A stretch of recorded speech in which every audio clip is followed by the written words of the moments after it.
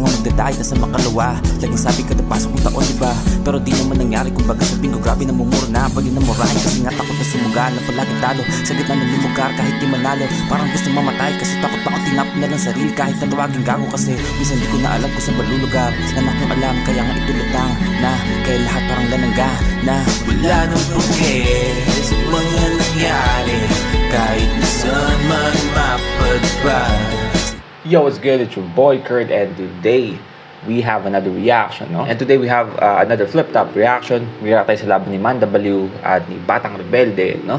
Again, continuation to ng tuloy-tuloy natin pagsubaybay sa mga laban na, or sa mga laban sa flip-top na din natin na napanood, no? Ng mga nakaraan. Kasi nga diba nagpasko and sobrang busy, right? Yeah, I'm really excited, no? Without further ado, man, let's fucking get it. Flip-top, nandito pa rin. TIU Theater, Puelta Balentong 10. Pang-apat na nalaban ngayong gabi. Isang malaking shoutout sa lahat ng mga kasama natin dito. Lahat ng supportang tunay online. At pati na rin sa lahat ng mga ongoing. Flip-top, magigay para sa parating natin laban. Oh. Sa kanan ko, Antipolo represent para sa inyo. Magigay tayo lahat para kay Manda Baliw.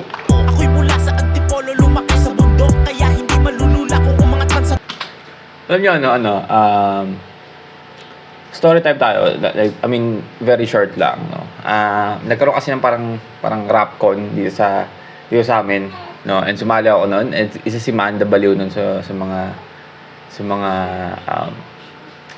judge, no. I mean, di ko makakalimutan niya. Isa siguro yung sa mga rapper na sinalihan ko na di ko makakalimutan, no. Kasi, I mean, tayo yung league ko, nag-joke ng malala, no, sa harapan nila, no. Talaga nakakahiya yun. I mean, kasi ginawa ko yung piece ko yung time na yun. Parang 1 week na lang bago yung mismong event, no, yung Rapcon. And sobrang hindi ko pa yun, parang sobrang pinilit ko yung pagkabisa nung sinulat ko. And at the same time, nung sa loob ng 1 week na yun, habang sinusulat ko yung kanta, may isang araw doon nagpapatato pa ako. ito yung pinagawa ko doon sa dito ko, no. So, I mean, hindi na ako nakapagsuot ng maayos noon. At the same time, parang hindi ka makapagkabisa kasi syempre sakit right? Sa loob siya ng bicep but yeah, I mean, ilang Tuktok, wala pang makapal na bulsa. Ang makapal sa akin ay mukha lang. Pero di ibig sabihin walang respeto at paggala. At sa kaliwa naman, galing pang Tansa, Cavite represent para sa inyo. Magigay tayo lahat para kay Batang Rebelde. Rebelde sa mundong mapandikta. Sinarado pandinig sa sasabihin ng iba. Laway bawi sa tuko ang ginamit na tinta. Ito ang aking mundo, ang mundo ng musika. malupit dito si Batang Si Rebelde, Batang Rebelde, pinili niya mauna, tig 2 minuto to. Yung mga hurado natin, non-tournament battle. Puelta Balentong 10, unang banat, pakinggan natin. Batang Rebelde. Let's go.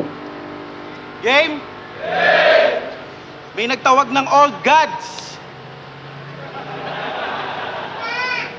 Kaya may lumabas na old guy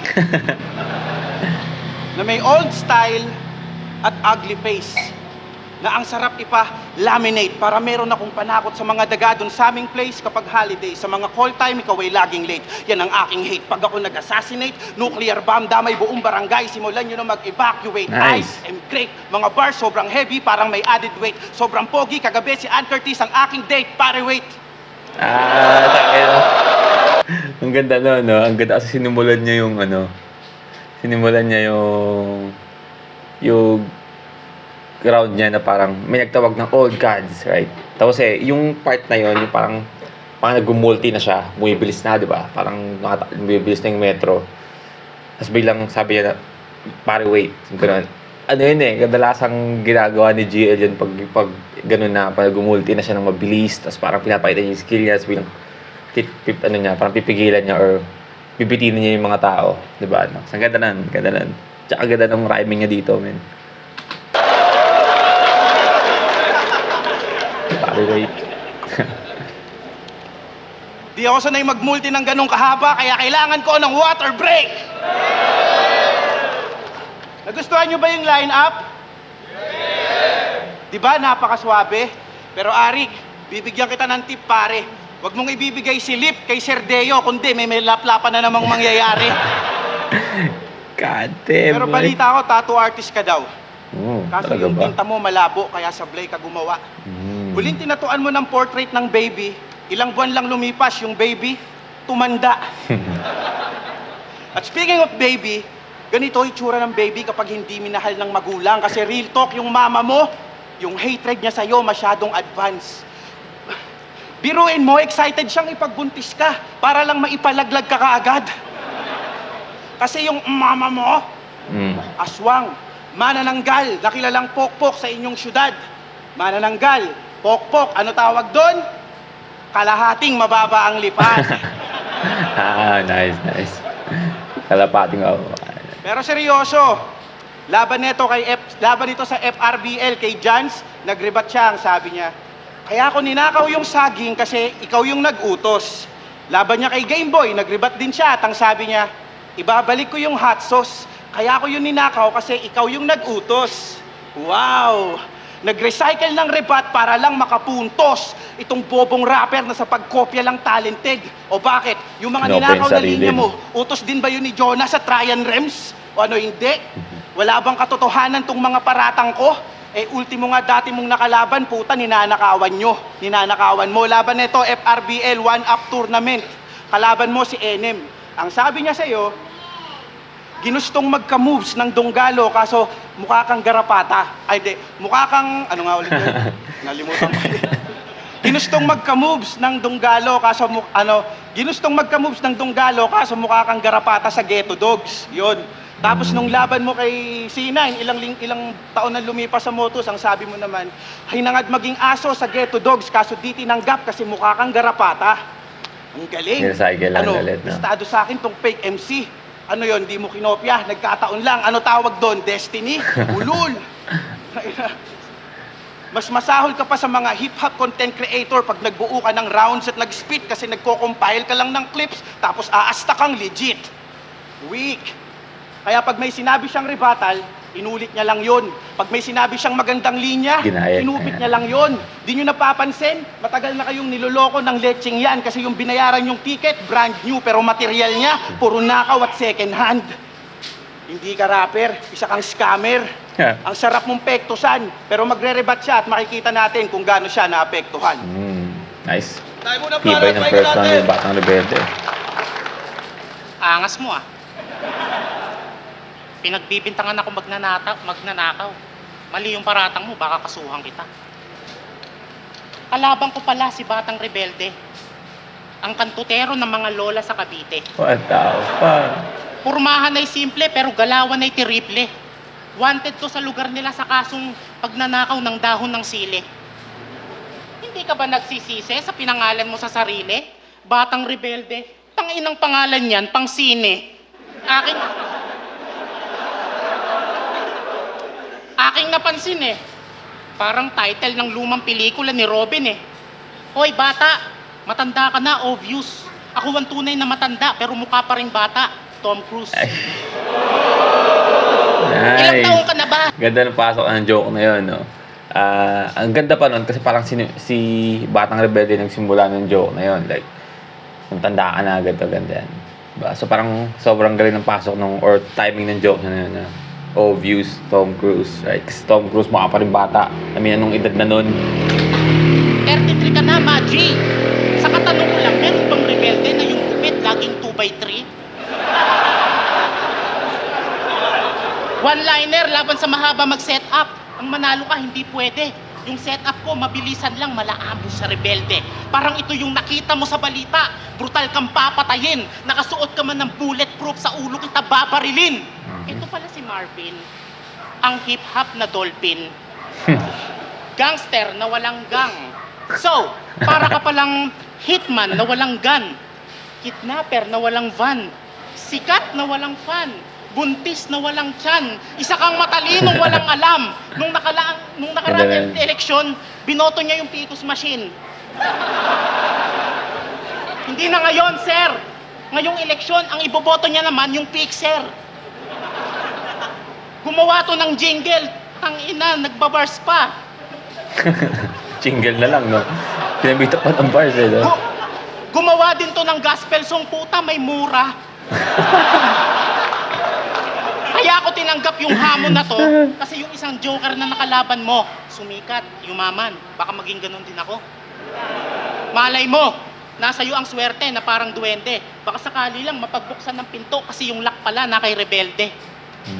Halos lahat ng nakalaban mo, sumikat. Ikaw, yumabang. Halos lahat ng nakalaban mo, nagkaroon. Ikaw, wala lang. Halata naman na naiinggit ka sa mga kasabayan mo kasi yung karir nila mas naging better sa'yo. Itong napag-iiwan ng veterano, napaghahalata ang veterano. Ganda ng anong yun ah. Yung sabi niya, better, veterano, bitter, ano. I mean, medyo rich na yung pinakulay yung bitter, ano. Pero, I mean, it's a joke, man, diba? So, kaya, pasok pa rin, no? Woo! Bitter, ano. Wala ka nang ang view sa iba't ibang liga, nag-blackout ka pa men. E di mas lalong dumilim ang iyong paningin.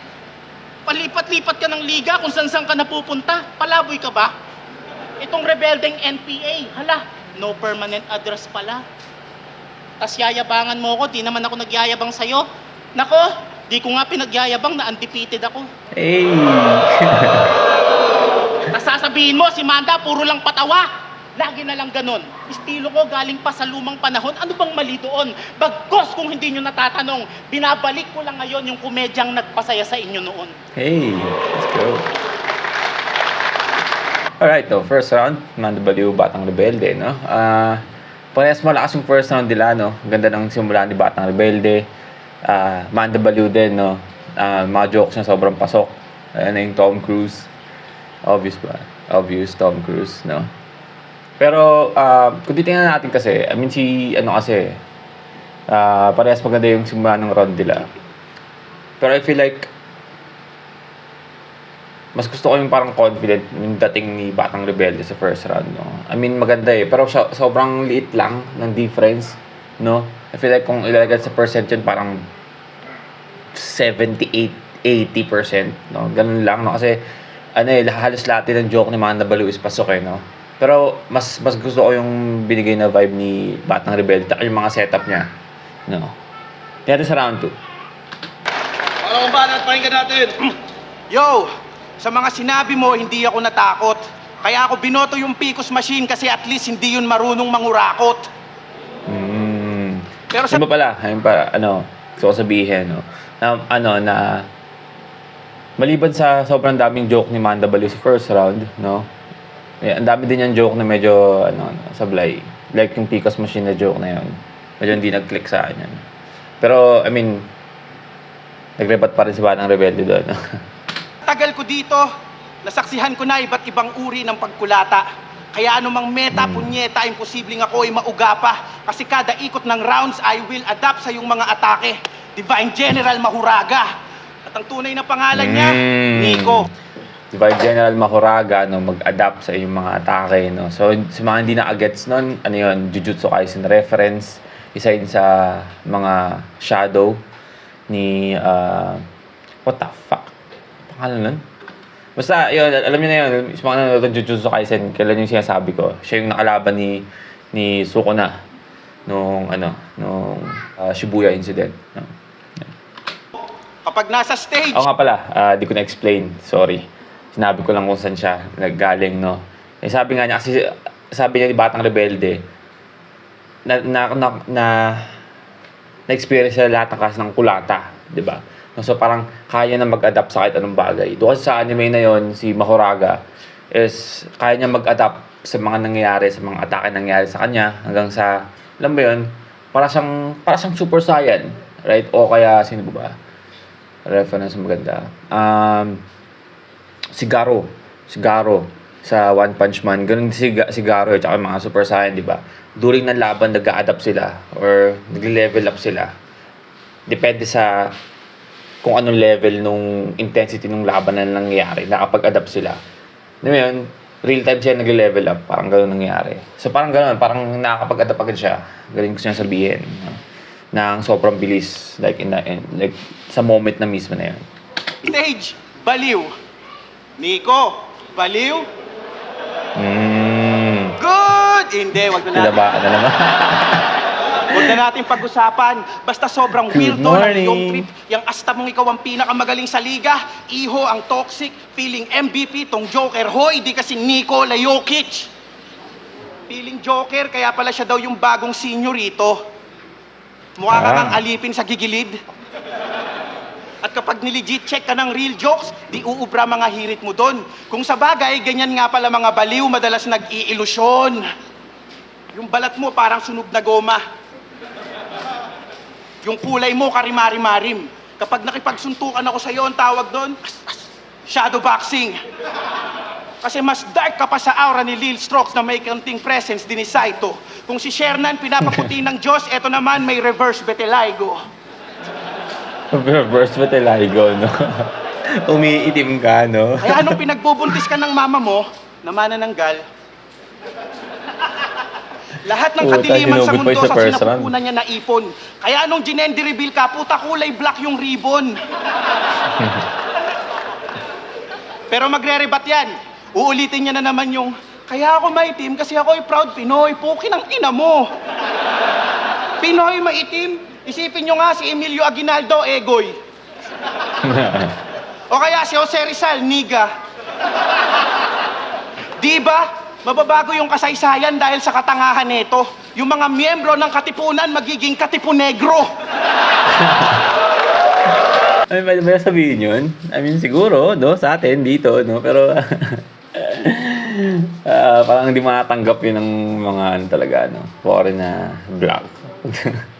Pag narinig nila yun, no? Ano? Nakaka-open ba masyado yung mga rap ko, utol? Ikaw tong maitim na komedyante pero wala kang dark humor.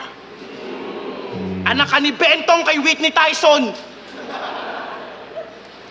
Mapangahas pero walang taglay na kamandag.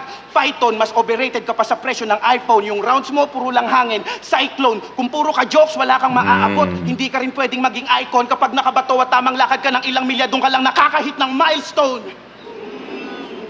Pero na, sige na. Nakabato, no? Doon ka lang kasi pag wala, sabi nga nila, lakad ka ng lakad, no? Pero at the same time, milestone, di ba? Nakabato ka, tapos layo ng nalakad mo, miles, tapos nakabato ka, stone, right? Pero milestone, yung parang parang certain specific like moment or date na naabot mo or something like that. Di mo sabihin, basta yun, alam nyo na yung milestone. Hindi ko maano sa utak ko anong pina-definition ng milestone. Pero alam nyo na yun. No, pero yeah, ganda yun. Ikaw na crowd favorite. Minahal ka nila kasi naa-attract sila sa yung kengkoy na appearance. Pero kung tingin mo sapat yan, nagkakamali ka. Patunay yung laban ni Bagsik kanina na hindi lahat madadaan sa karisma.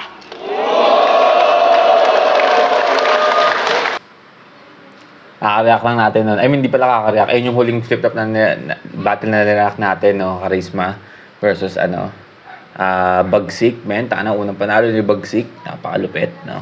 Kasi pa nakapanood yun, panoorin nyo, men. Panginan nyo.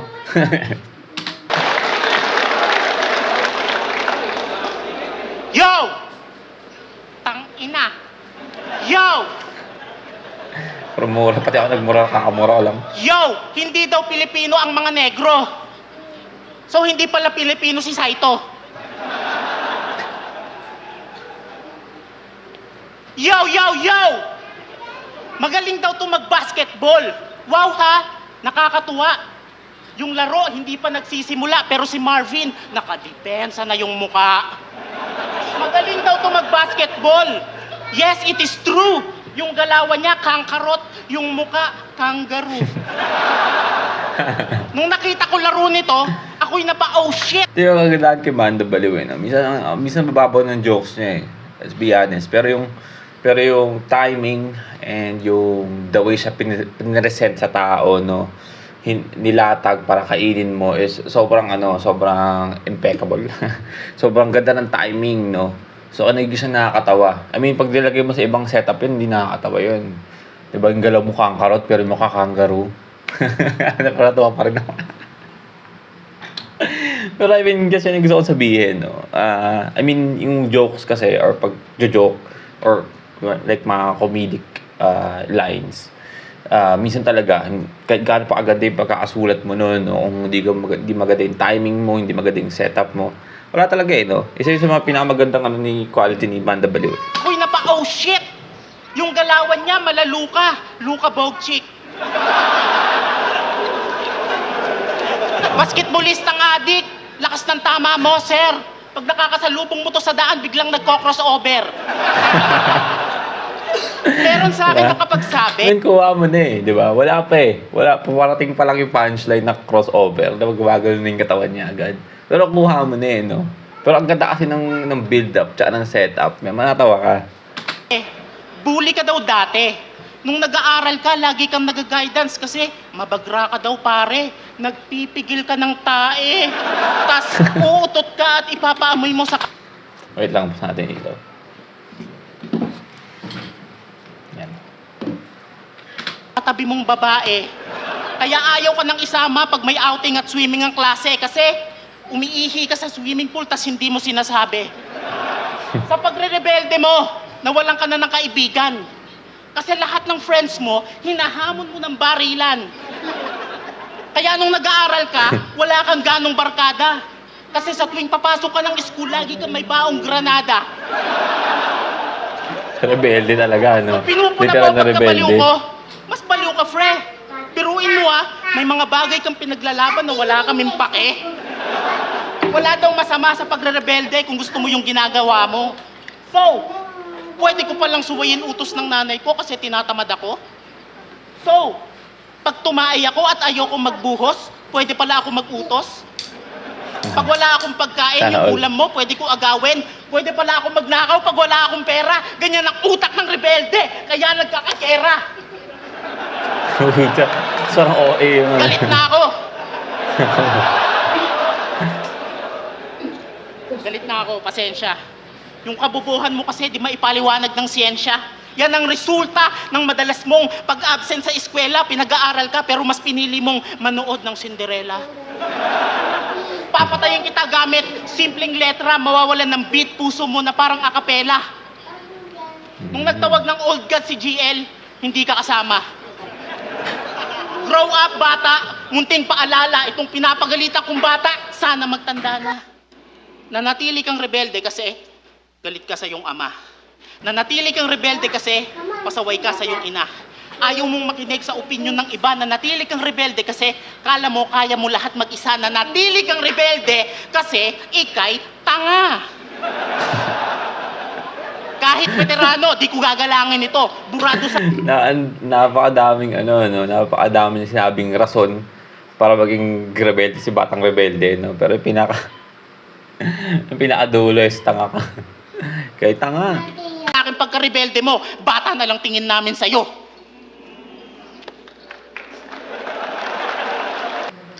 Alright, second round, no? Batang Rebelde, Manda Baliw. I don't know, parang yung setup or yung scheme ni Manda Baliw na natuko sa school, right? Na gato ka sa school, gato ginagawa mo sa school, parang para ma-define niya na yung pagiging rebelde ko, no? Ni Manda Baliw. Kasi nga sinetap niya yung buong scheme na yon sa school kasi nga bata, di ba? Batang rebelde. Right? Pero parang hindi masyado nag-click sa akin yung scheme na yon. Napakalaking part ng round niya yung kinain nun. No? Feel like? Batang rebelde naman, no? Sobrang tuloy-tuloy yung intensity, no? Parang tumaas pa. Nataasan pa niya yung first round niya. So, I feel like, man, batang rebelde pa rin ako ngayon eh, no? I mean, second round pa lang, parang alam ko naman, parang masabi ko na si batang rebelde nanalo based sa voting na ginagawa ko ngayon, no? Pero, I mean, tingnan natin, no? Sa third round. Kaya lang yan. Kanino bang anino to? Galit na galit.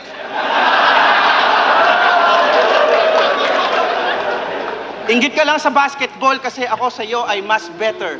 Sobrang galing ko at gwapo kasama ako sa first bite ni Kylie Jenner. Pero round 3 na. No choice. Kailangan ko nang gamitin yung nakatago kong estilo dito. Ito'y minana ko pa sa aking mga ninuno na kung tawagin ay hipnotismo. Sundan mo lang to kaliwat kanan, sigurado makakaramdam ka ng pagkahilo, iho. At pagpitik ko sa aking daliri, sigurado bigla kang makakatulog dito mismo. Puta. Siya pala, ano. Puta, ako pala yung nakatulog eh, no? Ito'y reverse hypnotism. May pangontra si Barok. Yung round mo kasi sobrang boring, kaya ako yung inantok. At matanong kita, Bugok, Okay. sure ka ba na lalaki ka? Kasi kung ganun, sarap battle kasi yung kabadingan mo bigla-biglang sumusumpong. Kasi kung totoong lalaki ka, nung battle mo kay Kayram, bakit mo siya hinamon ng sundutan ng tumbong? Sorry, late yung ano ko doon, no? Parang kasi iniisip kong magandang setup eh, pero parang napaka-dragging nung ano na yon, no? Parang section eh, parang scheme niya na yun, parang ang gusto lang niya sabihin doon is nakakantok yung rod mo, no? Pero parang okay lang din, siguro. Sundutan ng tumbong. Sundutan ng tumbong? Yun na ba yung napili mo na pandagok? Yung hirit mo ay pambayot. Kay Ram, sundutan ng tumbong. Walang Sundutan. connect, kaya pilit na lang pinasok. Hey! At nung huling ahon, Royal Rumble, si Bagsik. Lakas kasi ng bars ko, nagkaka-technical tuloy eh. Hey! Nice, Technical no? problems, i-ano natin yan, troubleshoot. Royal Rumble, si Wala. Bagsik. Ginamit Concentrate na yun ginawa ba to? kang alipin, katulong at alalay. Ginamit ka kang kasangkapan at sandatang pangsalakay. Gawin kang sakripisyo, yun lamang ang kanyang pakay. Nakakalungkot na tinuring mo siyang kakampi, pero ginawa ka lang niyang alay. At speaking of Bagsik, di ba para di na siya mang-rape, tuturuan mo siyang mag-masturbate? Diyan magaling ang idol nyo, kaya eksena sa isang bahay sa araw nila, oh. Sobrang bored, wala magawa, kaya't naghanap ka ng bold na makakal. Sabi niya sa isang bahay sa araw nila, oh. Isang araw sa bahay nila, oh. Kamali siya, no? Agad mo sinara ang pintuan pero di mo na malaya na yung asawa mo ay papasok par sobrang lakas ng paglagapak. Ang akala niya may sinasampal at yung asawa mo ay nagulat ng pinuksan ng pintuan dahil huling-huli ka niya na nagsasalsal. Pero bitin ba yung suntok? Yung 4-bar setup, walang wordplay na high class. Nahuli kasi ng misis kaya naudlot yung climax. Nice. Pero sa pagkakaibigan niyo ni Bagsik, ikaw yung bad influence sa kanya. Kasi real talk, may tinatakbuhan tong obligasyon. At kahit maging single mom yung babae, hindi sa kanya mahalaga. Hindi na para pangalanan kung sino yung nadisgrasya mo, tanga. Pero buntis yung aso ng kapitbahay nyo at ikaw ang ama. Wala kang awa, tarantado. Huling-huli ka daw sa akto, dinodog style mo yung aso. Pero sa relasyon, Ironic. masyado din tong gago. Kasi yung misis mong si Jen, dati okay naman siya sa relasyon nyo eh. Kasi araw-araw mo binibigyan ng bulaklak, tsokolate, gabi-gabi mo pa akong haranahin. Ngayon, kinukulong mo sa kulungan ng aso. Hindi mo pa pinapakain. Nasasakal na siya sa relasyon nyo, magbuhat nung magbago ka ng gawain. Kaya ngayon, hindi na oxygen mula nung nagbago yung ihip ng hangin. Nagaya ba kay Bagsik? Oo nga. Sabi ko sana, narinig ko na yun eh. Parang reset lang do, oxygen. Parang napaka ano ba? Kasi next, alam ko, yun yung sinabi ni Bagsik dito lang mismo eh, di ba? Pagkatapos ng laban nila. Right? No? Sobrang ano naman nun, sobrang bilis naman na, na ipasok ni Batang Rebelde yun. Fake na kwento yan. Yung angle ko, totoo. Yung sa kanya, invento lang. Sa kanya, invento lang. Ano ba yung pangkulitong lan? Yan! Ganyan ang ginagawa niya. Ganyan ang ginagawa niya. Walang kwentang technique par. Nandi-distract kasi, Paul, dun lang siya nakaka-technical.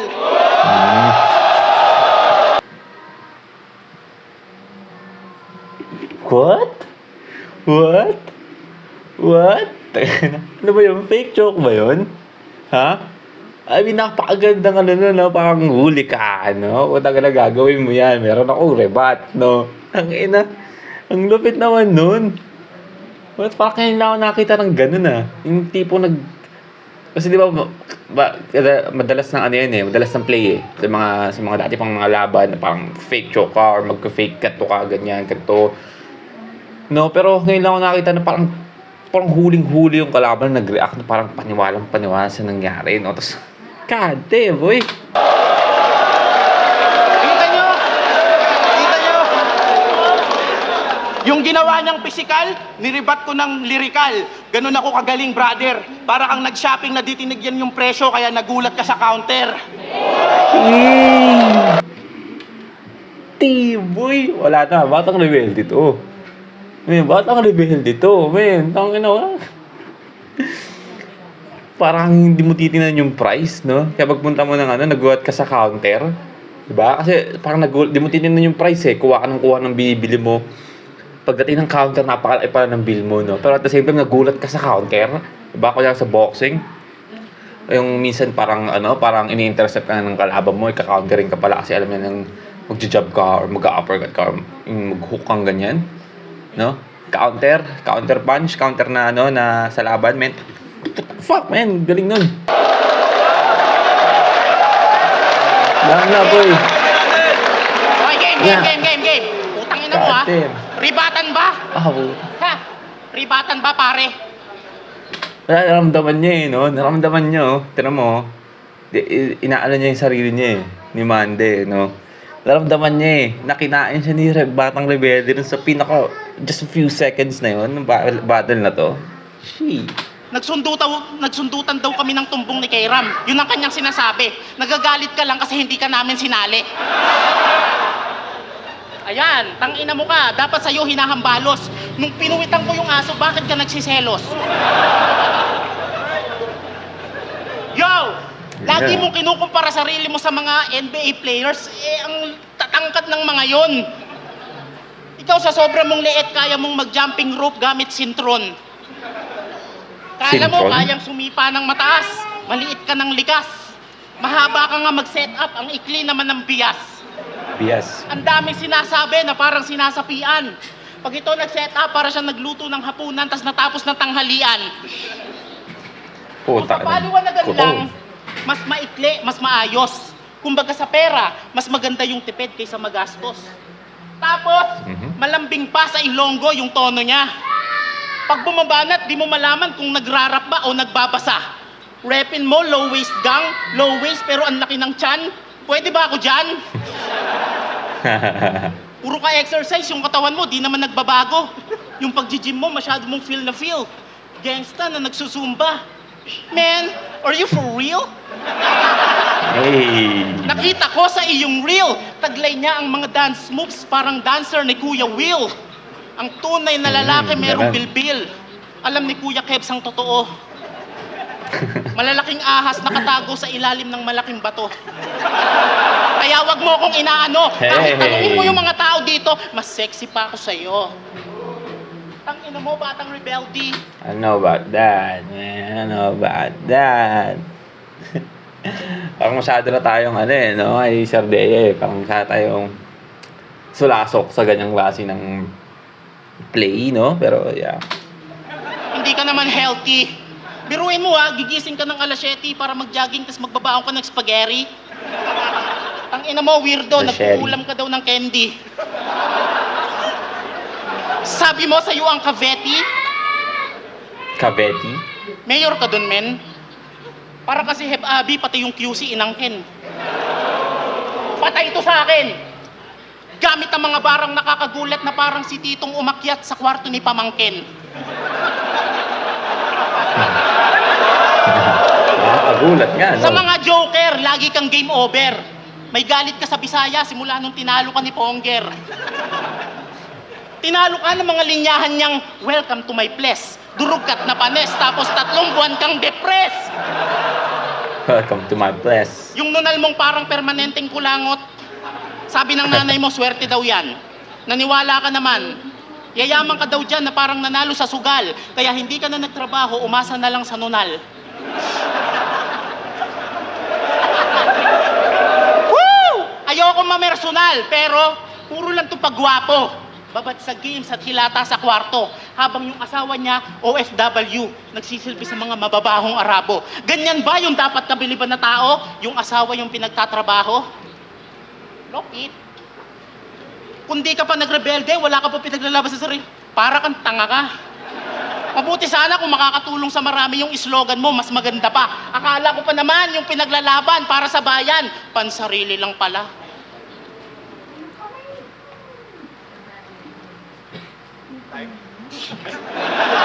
My God, man. Bakit ng ender ni, ni Manda Baliw doon, no? Sobrang hangin. Pero yeah, third round, no? I mean, inalma ko na lang yung sarili ko. Sobrang hype noon, no? Pero, yun ko kaya ako eh. I mean, yeah. All in all, man, all 3 rounds, Batang Rebelde ako, no? Tingnan natin kung ano magiging boto nila. I mean, parang para sa akin sobrang klaro nun, pero yeah, natin. Manda Baliw versus Batang Rebelde. Mag-iisipang beses para sa kanilang pareho. Ang boto ng hurado, 3-2. Magigay para kay Manda Baliw. Sadas Batang Rebelde. Shoutout, Kubu 639, Yanko, Big Slick Clothing, by Tata Alex, Overdose, Oman Pusgado, Jeffrey Simeon, Mayabang Tags, Raven Rhymes, 99, Pouch 1, Renzo, Moto Bouncer, Peace, Manda Baliw. Shout out sa lahat ng sumuporta sa amin. So, yun. Ayun, round 1. Ano to? Non-tournament guys. Tingnan. Non-tournament. Alright, well, yeah, again, that's Manda Baliw versus Batang Rebelde, no? Sobrang unexpected ng ng desisyon. I mean, nag-scroll ako sa comment section with few minutes after nun, no? Pero, ang dami nga nagsabi, di ba? Hindi, katulad ng sabi ni Ang Cool Mo Gray, no? At Ang Cool Mo Gray, Batang Rebelde doesn't get the respect he deserves. Sobrang underrated. Not sure if it's just my bias, pero he clearly won this battle, man. He clearly won this battle, no? Wala akong manok dito. Hindi ko manok si Batang Rebelde, hindi ko manok si Manda Baliw. Sa paningin ko, sobrang patay nila, no? Na nakaprood na ako ng laban ni Manda Baliw, magaling siya. Nakaprood na ako ng laban ni Batang Rebelde na magaling siya. Parehas ako nagalingan sa kanila. Pero wala akong andito parang manok or parang bias na Pero yeah, I mean, ito po, sabi ni at Carlito 6820, pati si Manda nagulat sa resulta, men, di ba? Kasi napatalon siya eh, di ba? Alam niya nang talo siya, men, taka na sa third round na yun. Batang Rebelde, ang laban na ito, ganda ng fake choke, may freestyle pa. Pati yung crowd kuha ni Batang Rebelde, he is cool during the battle, hindi pikon, nagre-react, nakikinig sa kalaban, hindi rin bastos mga linyahan. Right? But yeah, I mean, non-tournament battle naman, no? Non-tournament battle naman to.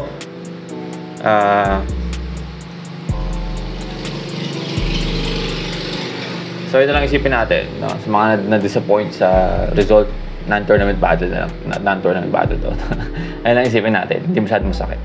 But yeah, that's a reaction for today. Sana nagustuhan nyo, no? I mean, Batang Rebelde yun para sa akin, pero Manda Baliw.